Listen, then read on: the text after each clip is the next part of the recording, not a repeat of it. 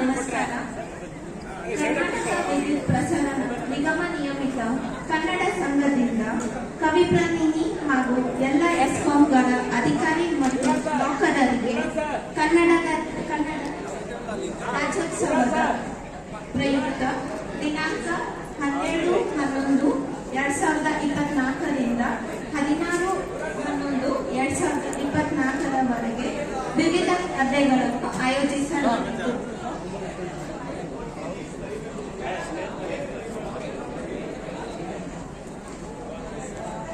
ಸ್ಪರ್ಧೆಗಳಲ್ಲಿ ವಿಜೇತರಾದವರಿಗೆ ಈಗ ಬಹುಮಾನ ವಿತರಣೆ ಮಾಡಲಾಗುವುದು.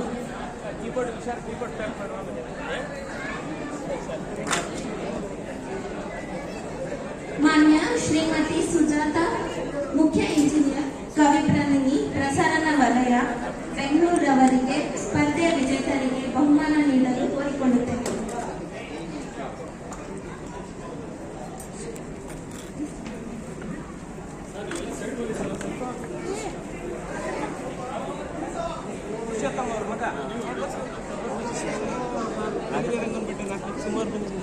ಮೊದಲನೇದಾಗಿ